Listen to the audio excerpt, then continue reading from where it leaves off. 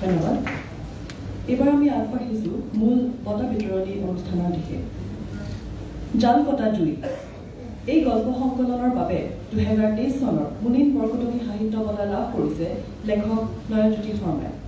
নয়নজ্যোতি শৰ্মাক মঞ্চলৈ আহিবলৈ অনুৰোধ জনোৱা হ'ল আৰু 2003 চনৰ মুনীন বৰকটকী সাহিত্য বঁটা প্ৰাপক কবি কুশল দত্তক প্ৰশস্তি পত্ৰখন পঢ়িবলৈ অনুৰোধ জনোৱা হ'ল।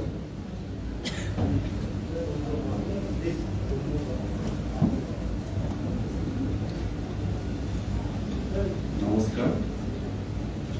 কোঙ্কণী ভাষাত ভাই আৰু আমাৰ ভাষাতো ভাইটি চলে দাদা পৰম শ্ৰদ্ধেয় দামোদৰ মৌজুদেৱ আৰু মঞ্চত উপস্থিত গুণীজ্ঞানী ব্যক্তিসকল আৰু সন্মুখত সমবেত শ্ৰদ্ধাৰ ব্যক্তিসকললৈ মোৰ শ্ৰদ্ধা জনাইছোঁ আৰু আজিৰ প্ৰথমখন প্ৰশস্তি পত্ৰ পাঠ কৰিবলৈ আগবাঢ়িছোঁ। মুনীন বৰকটকী সাহিত্য বঁটা 2023 প্ৰতি শ্ৰী নয়নজ্যোতি শৰ্মা। প্ৰিয় গৰিষ্ঠু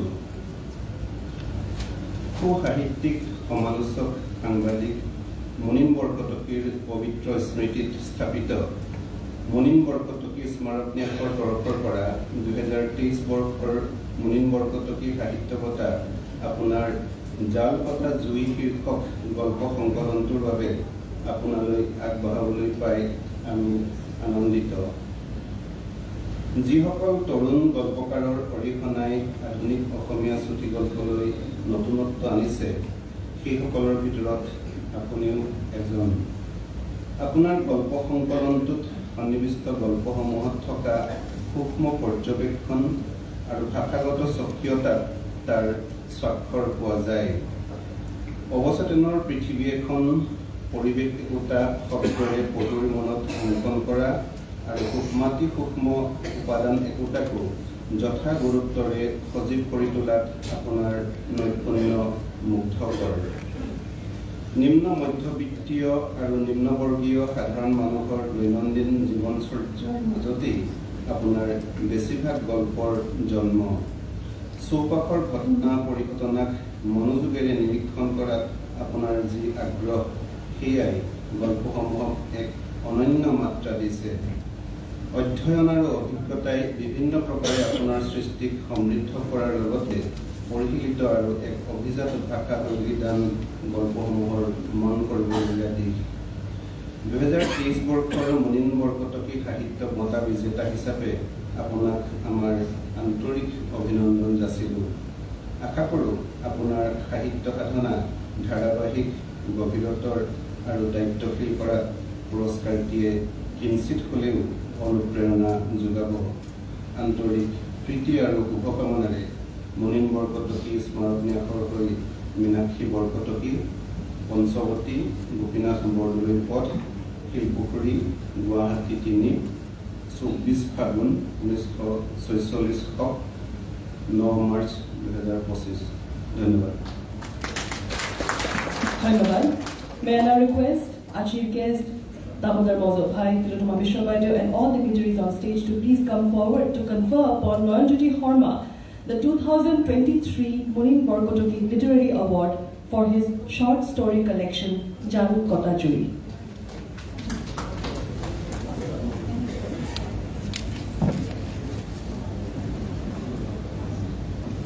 This award consists of a citation, a plug, a bag of books, and ₹50,000.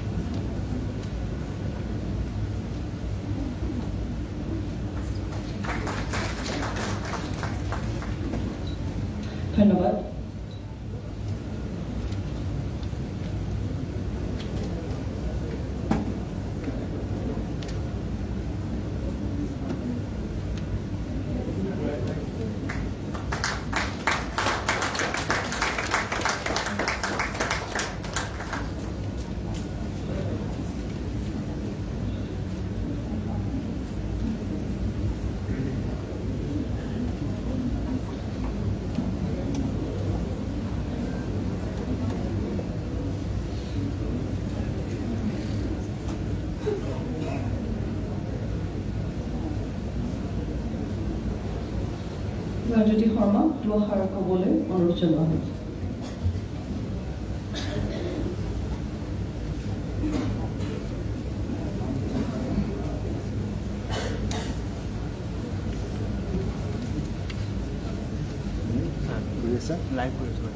Live কৰি আছোঁ।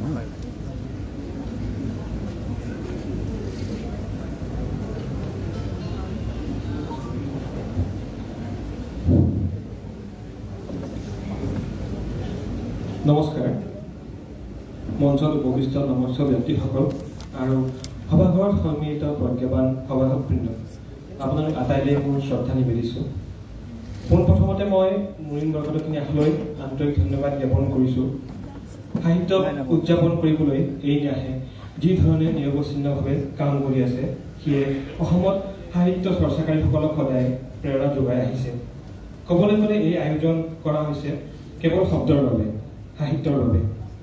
মাৰিও ভাৰ্গাছ টিউছাই কৈছিল যে একাংশ নাৰী আৰু পুৰুষে যেতিয়া নিজৰ জীৱনটো নিজৰ মতে জীয়াব নোৱাৰে, সেই জীৱনটোক পূৰ্ণতা দিবলৈ তেওঁলোকে সাহিত্যৰ আশ্ৰয় লয়।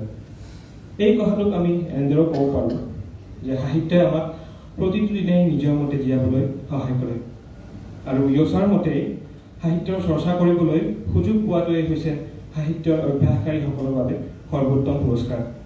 আৰু সময়ৰ দীৰ্ঘকালীন অপুষ্টিৰে ৰোগগ্ৰস্ত আমাৰ জীৱনত এই কথাষাৰতকৈ সত্য হয়তো একোৱেই নাই। আমাৰ জীৱনৰ 3টা দশক ইতিমধ্যে পাৰ হৈছে। ইয়াৰে প্ৰথম দশকটো পাৰ হ'ল এটা নদীৰ পাৰত, দ্বিতীয় দশকটো এখন উচ্চাকাংক্ষী চহৰত, আৰু তৃতীয় দশকটো একে সময়তে সদয় আৰু প্ৰবলভাৱে নিৰ্দয় এখন মহানগৰীত।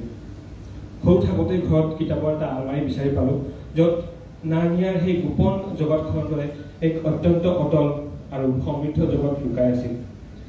ডাঙৰ হোৱাৰ পিছত সেই জগতখন লুকায়িত হওক চাৰি মোৰ সজ্ঞান জগতখনকো নিজৰ বশ কৰি ল'লে, আৰু মই নিজেও 2টি শব্দ লিখিবলৈ ল'লোঁ। তথাপিও যেতিয়া নিজৰ লিখা মেলা সম্পৰ্কত কিবা ক'ব লাগে সংকোচ হয়, আৰু অগত্যা যেতিয়া ক'বলগীয়া হয়, তেতিয়া ঘূৰি চাই মোক প্ৰেৰিত কৰা সাহিত্য আৰু মোক আৱৰি ৰখা মানুহখিনিকে দেখা পাওঁ। এই সময়ছোৱাত যি 2-এখন কিতাপ পঢ়িলোঁ, তাৰ মাজত প্ৰতিনিয়ত প্ৰেৰণাৰ স্ৰোতৰ সন্ধান কৰিলোঁ, আৰু নিশ্চয়কৈ সেই সন্ধানৰেই ফলস্বৰূপে অপূৰ্ব কৰ্মাচাৰ, হৰ্হে লুই বৰ্হেজ, মাৰ্কেজ, মামনি ৰয়ছম গোস্বামী, মৌচুমী কন্দলী আদি সাহিত্যিকৰ সাহিত্যৰ সৈতে চিনাকি হ'ল। এনে কিছুমান সাহিত্য পঢ়িলোঁ যিয়ে মাটিৰ কণিকাৰ পৰা আৰম্ভ কৰি কৃষ্ণ গহ্বৰৰ বিফলতালৈকে নিজৰ মাজত সামৰি লৈছে, আৰু সেই বৰ্ণনাৰ সমৃদ্ধি, মাধুৰ্য তথা ধ্ৰুপদী আৱাসে আমাৰ চকু সেমেকাই তুলিছে। সেই সাহিত্য আৰু সাহিত্যিকসকললৈ মই শ্ৰদ্ধা যাচিছোঁ। এতিয়ালৈকে আমাৰ সাহিত্য অভ্যাসৰ য'ত কিঞ্চিত অভিজ্ঞতা হৈছে, সেয়া দুগৰাকী ব্যক্তিৰ বদান্যতা আৰু ত্যাগৰ ফল। সেয়া হৈছে তেনেই সৰল আৰু কাকো কেতিয়াও না বুলি ক'ব নোৱাৰা মোৰ মা আৰু পিতা। হয়তো তেওঁলোক শিক্ষক নহ'লে আৰু তেওঁলোকৰ দৃষ্টিৰে জগতখন চাবলৈ নিশিকিলে মই আজি এই ঠাইত আহি উপনীত নহ'লোহেঁতেন। এই চেগতে মই তেওঁলোকলৈ তথা মাতৃ পিতৃৰ সমপৰ্যায়ত থাকি মোক উৎসাহ যোগোৱা ডক্টৰ দীনমণি ভাগৱতী, অঞ্জলি দেৱী আৰু ডাক্তৰ পংকজ কুমাৰ বৰ্মন, কৌশল্যা খাটলাই আপোনাৰ আদায় সেৱা কৃতজ্ঞতা জ্ঞাপন কৰিছোঁ। প্ৰতিফলে মোক লগত থাকি সাহস যোগোৱা আৰু লিখিবলৈ আজৰি সময় উলিয়াই দিয়া মৃদুস্মিতা ভট্টাচাৰ্যলৈ ধন্যবাদ জনাইছোঁ। মোৰ বাইদেউ, ভিনদেউ, দাদা, বৌ, মোৰ অগ্ৰজসকল আৰু সদায় উৎসাহী বন্ধুবৰ্গলৈ আন্তৰিক ধন্যবাদ জ্ঞাপন কৰিছোঁ, তথা প্ৰকাশক মূলবায়ন প্ৰকাশন আৰু মোৰ পঢ়ুৱৈসকললৈ ধন্যবাদ জ্ঞাপন কৰিছোঁ।